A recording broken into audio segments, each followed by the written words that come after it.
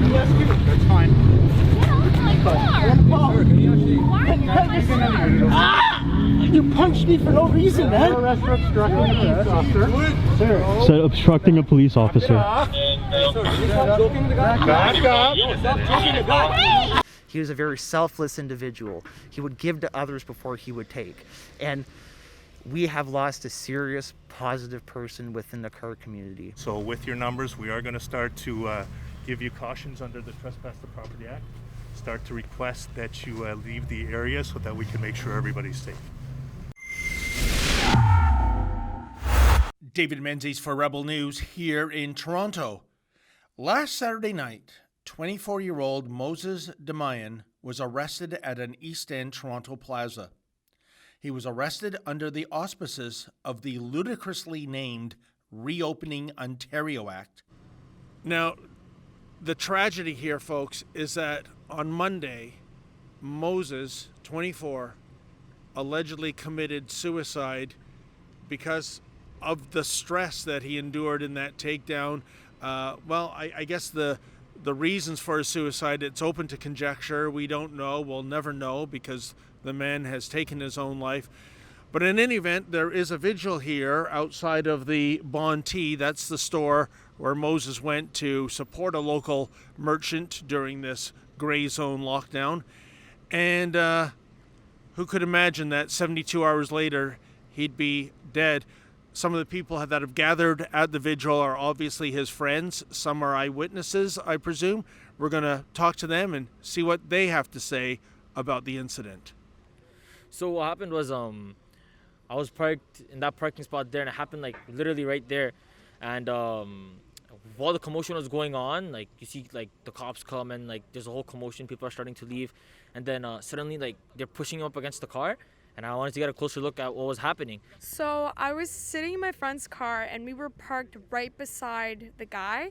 And we saw he was walking into his car. He didn't do anything. And I see this cop. He actually was going to our car and checking. And then he saw the Moses and he ran up to him. And that's when I saw when the cop punched him and grabbed him. And I was like, whoa, I didn't expect, you know. So I was sitting in the car and cop was just talking to people, I think about over there. He obviously said something to Moses. I don't know what Moses said back to him, and the cop just punched him in the face. What was the cause of this commotion, and what exactly do you mean by commotion? So commotion was, so we had a car meet, a lot of cars came, right? People were showing off cool things in their cars, right? Everyone was maintaining a proper social distance.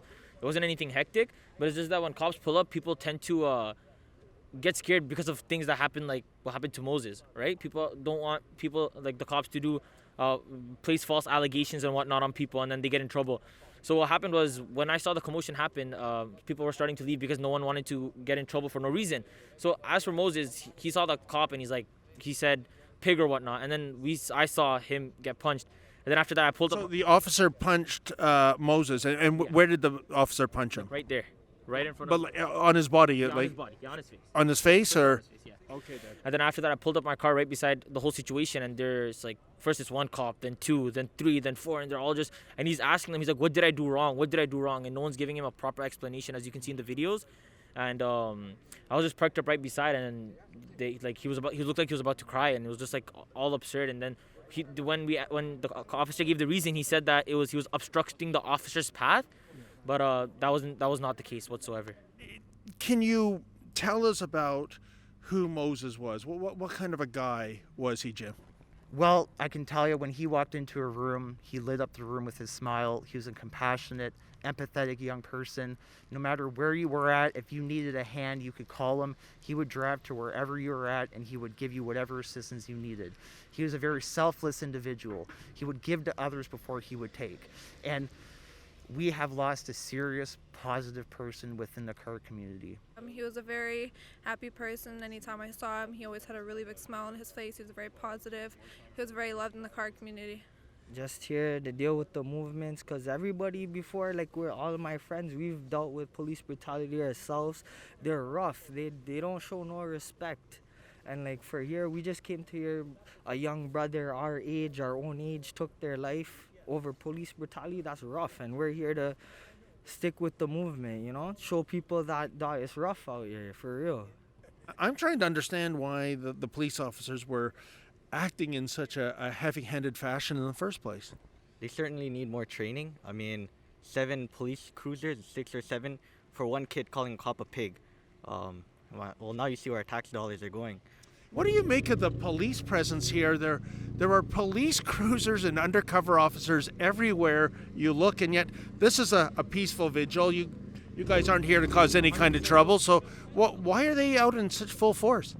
I believe it was all over social media, right? That there was going to be a gathering, there was going to be something that was happening, and perhaps they gathered to, you know, maybe ticket people for not social distancing, or they would know that there's going to be a commotion here, so they all gathered. Because when I came in, I counted approximately 8 cruisers, and that's absurd. That's absolutely absurd. Hi, officers. How are you? Good, thank you. Allow me to just say, we are here to make sure everybody has a peaceful encounter this evening. We want to make sure everybody's safe. Keeping that in mind, we do have a global pandemic. So with your numbers, we are going to start to give you cautions under the Trespass to Property Act.